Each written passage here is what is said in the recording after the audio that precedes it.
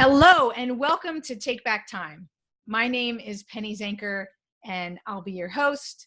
And today, we're going to talk about the thing that everybody wants to do is do less and at the same time achieve more.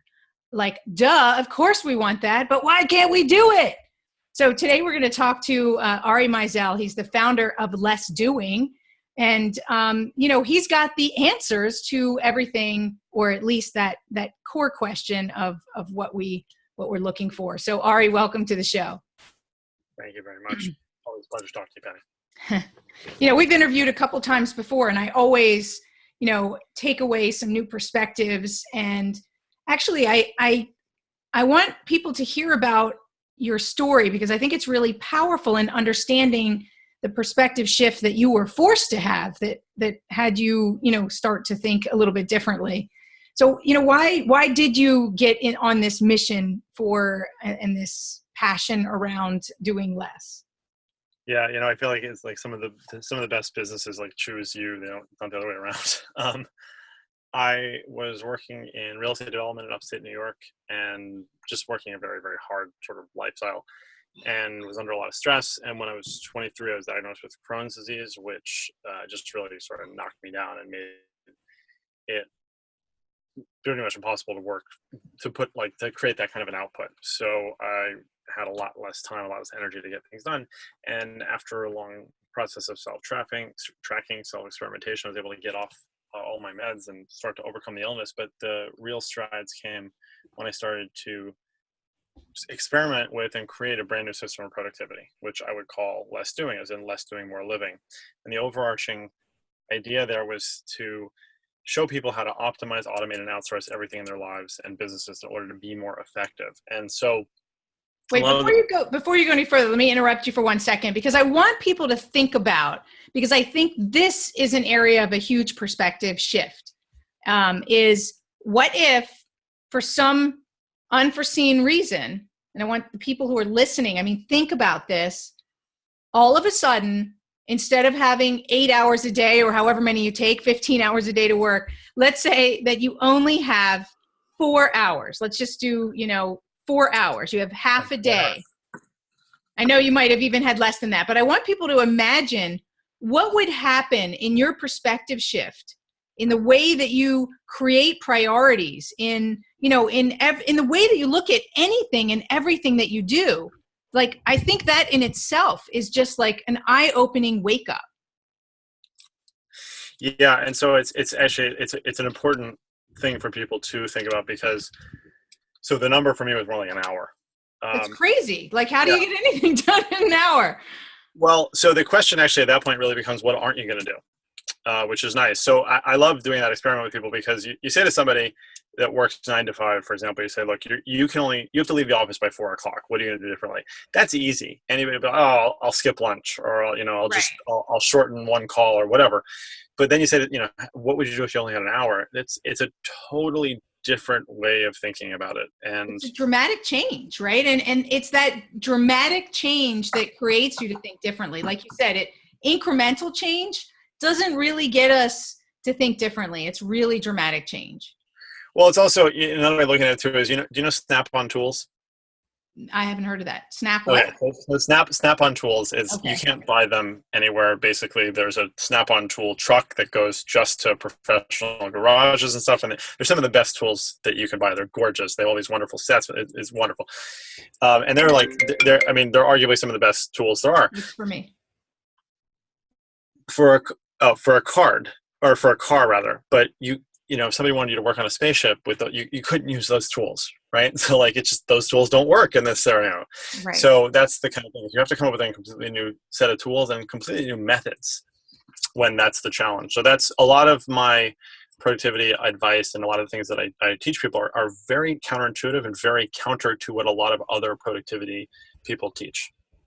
Interesting. And that's good, right? And I just want to point out, when you talked about tools, I want everybody to also think about the main tool that we have, which is our brain, right? Is our mindset. So it also requires a different mindset. Would you agree with that? Oh yeah. So I actually love to say that I am tool agnostic, right? So like I love tech and I love lots of tools and I recommend lots of tools, but I always try to temper that and tell people that, technology will merely amplify habits. So if you have good habits, it will make them better. And if you have bad habits, it will make them way worse, way faster. So I am always looking at that mindset shift that needs to take place first. And a lot of it really is that there's so much psychology wrapped up in what makes people more or less productive. Absolutely. That's awesome. I love that. So let's talk about the point of the counterintuitive. It's counterproductive. Or not so counterintuitive. It's very productive and counterintuitive. So what is that? Like, give us, what do you mean by that? And give us an example. So one thing is I'm very anti to-do list. So a lot of times the question is like, what's the best to-do list, or how should I manage a to-do list? And my question is get rid of it, or my response is get rid of it. Right. And so why is that? 99% of people do to-do lists wrong in terms of what psychology requires of us. And the biggest issue with most to-do lists is that they're very static. So I don't care if you're using like a really nice notebook or you're using some fancy app or something like that. Most people do it wrong, and they don't treat to-do lists like an assembly line, which we really need to do. To-do lists need to have movement to them in some sense. So at the very base level, you want to have some form of to-do, doing, and done in that like format. So that's something known as Kanban, which is a Japanese project management schema from 80 years ago from Toyota basically. And you can do this with tools like Trello, which I love Trello, but you can do this with Post-it notes on a wall too. And it's so important to have that sense of movement. And to do, doing, done is basically the loose sort of scheme. If you're a real estate broker, to do, doing, done might look like lead, prospective property, visited once, offer made, negotiation, and then closed and whatever. But that's still this arc of to do, doing, done. Something that is on deck, something that we're doing now, and something that we did. And it gives that sense of velocity and movement. So not only can we just psychologically be motivated by that movement, we're moving towards a goal, but we also get a sense of how long things take and shouldn't take, this sort of 50,000 foot overview. So it's a lot of people do to-do lists in a static, and a lot of people do to-do lists flipped on their side, which they organize things the wrong way. They organize things categorically rather than by phase. Okay, so if I'm hearing you right, so the best way to organize the way that we're doing things is by the like as a project and the phases of which it is to get them done. So we should be really managing our tasks and activities based on projects. Is that what I'm hearing? Yeah, exactly. Treat things like an assembly line, literally, right? So like that way, where things break, you can fix them in that way, where things are getting held up. So that leads into the second one for me, which is a lot of people love the all-in-one softwares. And is there an all-in-one software? Get out of town. That's our brain. Well, when they have that even in their marketing, that's a big no-no for me. So I'm like, that's a hard no for me. It's a deal breaker actually when something is an all-in-one software, because I did this thing on social media a few weeks ago where I put two pictures. One was of this gray box with an on-off switch on, and the other one was a Rube Goldberg machine. And I said, which kind of process would you prefer in your business? And a lot of people said the black box. And I said, never in a million years would I want the black box. I would go with the Rube Goldberg machine 10 times out of 10, because yes, I might have to duct tape together 7 different kinds of automation processes and tools. But if something doesn't work, I know where and why. If I want to change something, I can do that. I don't have to hire the Infusionsoft specialist to come in and open the black box and fix it. So that's another one. It's like people always are looking for that like one piece of software that's going to fix everything. And it just doesn't work like that. It's a wrong way to go at it. CRMs are a great example of that. So probably one of the most common questions that I get once a week, like, what's your favorite CRM? And I usually answer like, what do you need a CRM for? And I can build a CRM in Trello that's better than 80% of the CRMs out there, and you can do it in about 15 minutes. And that's because it's following the phased approach that you're talking about. Is that right? Yeah, and yes, and you can automate it where you need to. And now I can actually tie in machine learning and artificial intelligence algorithms to suss out better prospects versus not, and follow-ups and all that kind of stuff. And you keep it simple. You don't need people tend to pay for 80% of the features that they don't use. Totally. And simplicity is so important, because the more complex that it gets, the the more we tend to procrastinate or end up in perfectionism, right? So it helps us to keep moving, to create that traction and to keep moving and to communicate it to others. Yep. Right? If you have a complex process, how are you going to delegate that to somebody else? It's going to be a lot more difficult. I think that's why people hold on to things too. Oh, it's too complex. Yeah, so there's another one that people do wrong is how they document processes. So again, kind of reverse for me is we actually it's our trademark POS process. So not piece of something. It's process optimization system, and it's because it's a reverse thing. So what a lot of people will do is they'll screencast a process, send it to a VA somewhere, and say do the process. And that's a problem because most people are not efficient relaying they're not efficient relaying the sort of processes in their head. They'll leave out parts that they just sort of inherently know without even realizing it. The better way to do it is to take the screencast, give it to the VA or whoever, anyone who's never seen it, and say, watch the video now, you write the process. And then further to that, don't give it back to me. Give it to a third person who's never seen it before and have them run through the process. It will never work. 10 times out of 10, that's going to fail. And it's great because they're going to get to step 3 and say like, oh, I don't understand how you got from here to 4. And then you fix it. And what you end up with is a process that works at a tertiary level that is unbreakable. And you could literally pull somebody in off the street and have them go through that process without there being an error. And then training costs go down too. So, I mean, it's a much better approach to it. Totally. I believe in that wholeheartedly because I've worked with a lot of entrepreneurs and business people who we needed to, optimize the way that they were doing things and delegate certain pieces. And they didn't want to hand over the process and they didn't even know what the process was. And I had somebody follow them and document the process and ask them questions as they were going through. Right. So that they didn't have to do it. So they felt, well, thank God, I don't mind doing it as long as I don't have to do it. Someone else. And of course, then it needs to make sense, like you said, to somebody who doesn't do it on a day-to-day basis and then see if it works by having them do it. So I think that's a brilliant and really smart and practical and pragmatic approach. The thing that you said about asking somebody a question along the way too is a really good one as well when you have something that's very qualitative.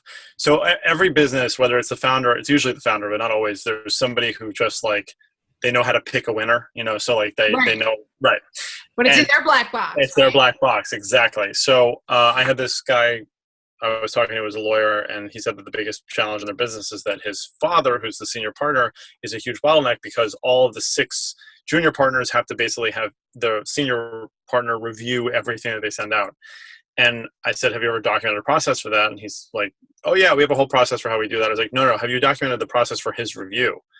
He's like, no, it's all like just how he does it.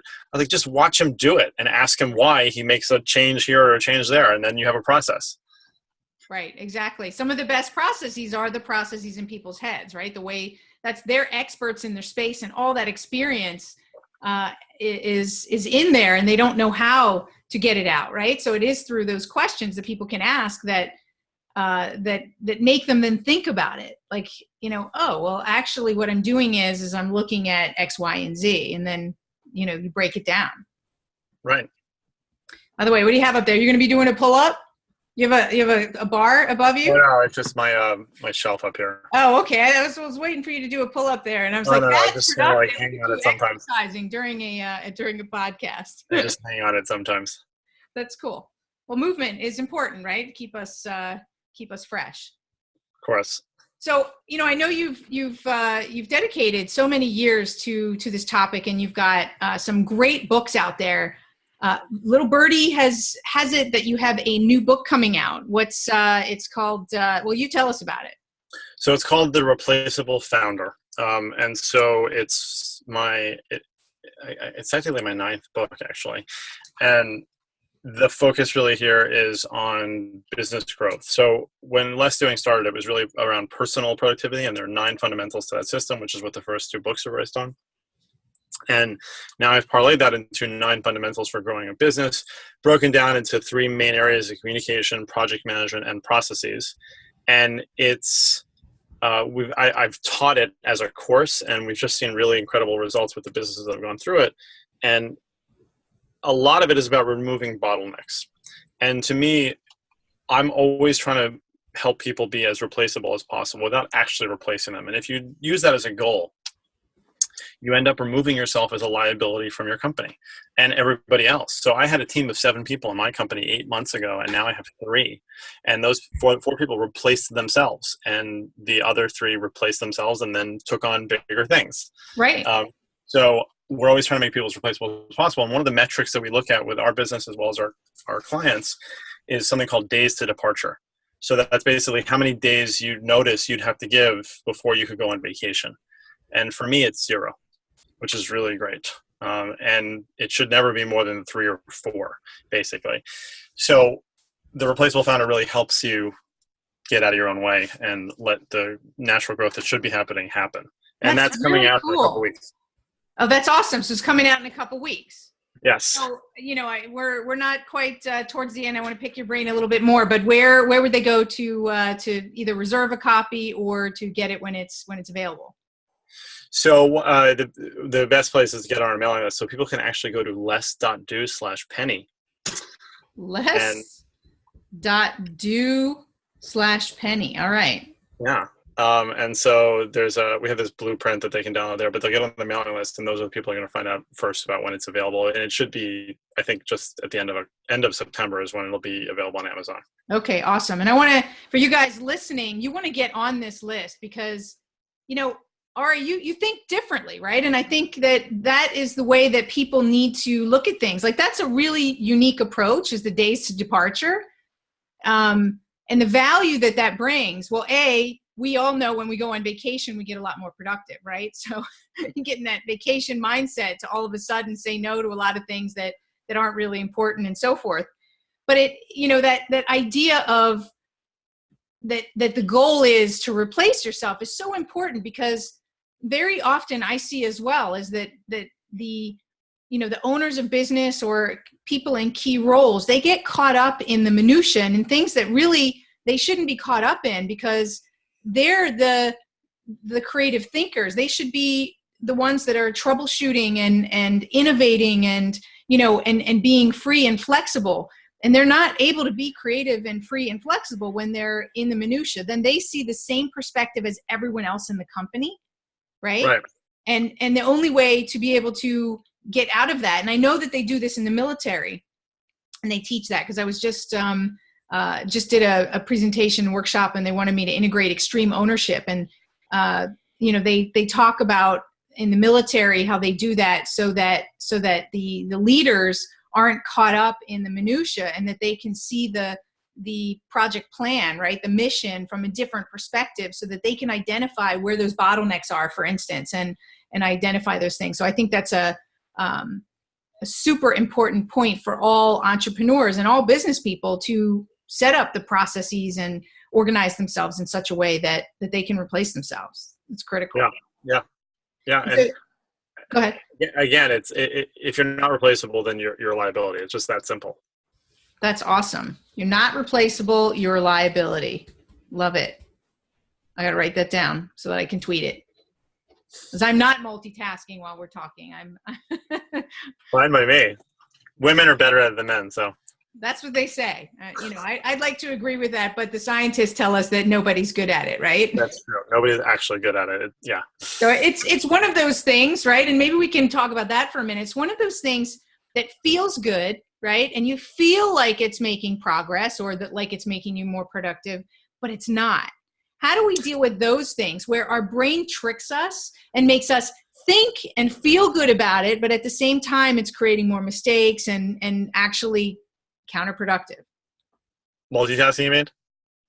Multitasking, but it shows up in other areas in our life too, doesn't it? Where it feels good, so we do it, and we think it's the right thing, but it's actually not bringing us closer to our goal. Like saying yes and getting into the minutia and taking over somebody's problem versus coaching them to solve it themselves, or you know what I mean? I mean, it's a constant struggle. Like it really is, and I fall prey to it every now and then as well. Oh, you're human? Thank God. For the most part, I have 4 small children, so most of my humanity goes to them. But yeah, I mean, no one's perfect, right? It's just, the thing is to recognize that and see see, like, have a 20/20 hindsight vision, because a lot of people just sort of do it and then move on from it, and they wonder what happened. Which is, by the way, like, classic overwhelm, right? We as human beings can handle a lot of crap being thrown at us, but we get on autopilot mode at some point, right? Like, you hit your threshold, then you're just like, all right, I'm just dumping water on fires, right? I'm not actually thinking about it. I'm just going through the motions, and I'll get it done eventually, but it's never going to stop, and I'm never going to take that time to get out of the rut and figure it out. So just sort of making that a habit is really important. And as far as multitasking, so multitasking doesn't exist. Parallel tasking is something that I do believe in. And parallel tasking is where you kind of just like flick the domino on several different things and let them go into motion, not dependent on you. And then you can go back to what you're doing. So it doesn't actually take away your focus from what you're doing, and you can set things in motion. That's my favorite thing. Like, I love to delegate something and then to know that progress is happening and I'm not doing it. I love that. It makes me feel so good. So there's some sources that I use to make that happen. And yeah, I love it every time. And then when I get a delivery, I'm like super, excited and proud of myself for just putting it in motion. Yeah. So what are some of your favorite tools and resources? Obviously they're gonna get your new book and they're gonna get on your list. But just give us a preview of some of the things that you would say if they didn't have all of that information available to them. What are like the 2 or 3 tools that you think could really boost somebody's? I mean, the two top tools that I always recommend when I'm working with business, it comes up almost all the time.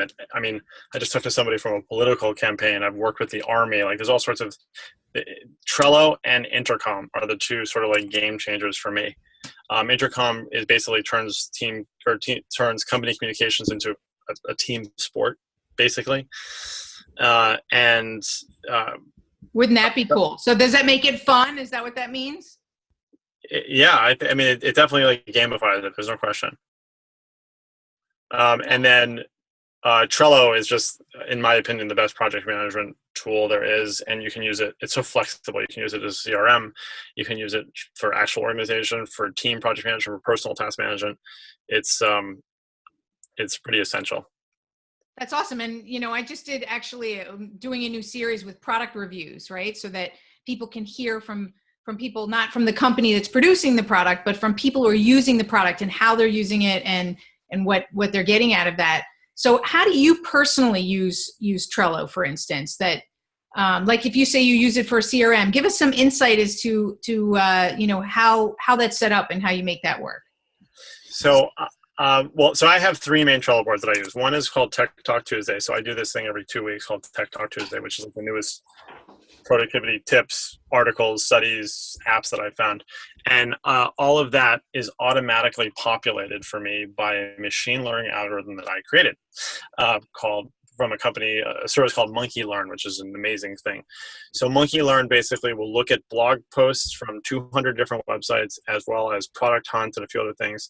And based on how I've taught it that I pick things that I think are interesting, it populates that Trello board with cards for each item. And then I can go in and I can move it to basically the good list, or I can archive it. If I archive it, it goes back to the Monkey Learn algorithm and teaches it further that this was a bad one. And if I move it to the next list, it says that it's a good one, and it reinforces it that way. So, yeah. That's cool. That is really awesome. So you've automated that process. So you almost don't even write your blog. You just teach it. You like invest in the teaching of the learning system, so that you review it. It's not that you don't write it. You review it, and then it goes up. Is that what it is? Yeah, and so it's actually something I do as like a webinar every 2 weeks. So that's where that material comes from. And then we have a team board that's all of the tasks that we're working on as a team, so I can assign it to different people, see where I'm the bottleneck, where I'm responsible for things, where they are. And then I have a board that's just for members of my my mastermind coaching program called the Listing Leaders, with literally, it's like a picture of each person and their sort of profile. And if they have been with the program for 2 months, they're labeled as one thing. If it's 4 months, the labels automatically change. So we just have I can look at any given time and see like who my newbies are and who my old ones are and whatever. It's great. And I have all their pictures in there. Cool. And so what tools would you use to have them change labels and things like that? Zapier, for sure. So Zapier is the glue that ties together all these other tools. That's awesome. And so do you work with a service, or you have people on your team that create these apps for you and create these integrations? Do I have what? Do you work with like an outsourced organization, or do you work with somebody in your organization that creates the zaps and every time you have a new automation that makes that work for you? So I definitely like to get under the hood. There's no question. But I've trained a couple people on my team they're really good with that. But there's also a service actually called Automation Agency that's based out of Australia that is great. They're $249 a month for unlimited automation tasks. They're pretty cool. So they can do Zapier, they can do Infusionsoft, they can do kind of any of those things as it were. So, but no, we do everything in-house now. Okay, cool. And I guess I was getting at that because there's a lot of people who are on the call who go, wow, this stuff is great. But the default in their mind goes, but I don't have the time, right? Or I don't have the skills to learn this new tool and then create this integration. So I want to look for ways that they can challenge that thing in their head to say, well, actually you can. There are services or there are people, right, that you could go to that already have this expertise, right? I think it's an entrepreneur's curse where we think we have to do everything. And I say we because I've gotten caught up in that. And we have to, like I said, I love to give things away when I can. And that's because I learned the hard way that I take too many things on. And I still do from time to time. So I have to look at, where can I find somebody that can do this for me, that can do this specialized thing. Right. So you've got this automation agency, and I'll look for everybody who's listening. I'll look to get these links, onto the blog post and the podcast so that you guys can get access to these. And of course, getting on Ari's list is going to get you access to what they do is they actually open up his head and they use a monkey learning tool to put a node to your head and to his head. That's what it is if you're in his mastermind, is they node it directly from his head to your head. I'd like to joke that I want to get to the point where my team just sort of rolls me out when they need me and then puts me away. That's awesome. Well, our time's coming to an end. I love, talking to you and hearing about what you've got going. Is there any last words of wisdom, advice or anything that you want to share with this audience before we sign out? Yeah, really quick, I would just say that the optimized automate outsource methodology is a really important, there's an order to that matters. And the reason that outsourcing is last is because it's supposed to be. A lot of people make a mistake by outsourcing first. So they'll just be like, I don't want to do this. I'm just going to hire someone to do it. And then you take something that you don't really understand or you're frustrated with and give it to somebody who has less information, context, and training than you do, and you expect this magical result. It's the reason why most people have bad experiences outsourcing. So you really have to start with optimization, looking at what you're doing, how you're doing it, intrinsically figuring out the inefficiencies in whatever process, then automate what you can, which nowadays is almost everything. And then that's when you look at giving it to some sort of outsourced specialist or generalist. So keep that order in mind when you're looking at your business challenges. Totally. I was thinking about this today when I forget what I was doing. And I was thinking about, sometimes to solve a problem, I just throw money at it, right? So that would be like outsourcing, just throw money at it and I'm bound to solve it. And really, we all know that doesn't work, right? So that's why you having this, making that point is really critical. It's optimizing it first, understanding where the bottlenecks are, and then automating what you can, and then at a last source, outsourcing it. So that's awesome. The first step is never to throw money at it, it's to understand it. Yep. Awesome. Thank you so much, Ari. You're awesome. I appreciate you. Thank you, Penny. It's always a pleasure. And thank you all for listening. I know that you got a lot of value out of today's show. And I want you to make sure that you get over to Ari's site. And let me read that out again. I did write it down. It is, tell me, Ari, what is it? less.do/penny. Here it is. less.do/penny. Go there, sign up, get on his list, and look forward to his new book that's coming out, which is The Replaceable Founder. So thanks again, Ari, and we'll see you all in the next show. Thank you. This is Penny Zenker. Take Back Time. See you, everybody.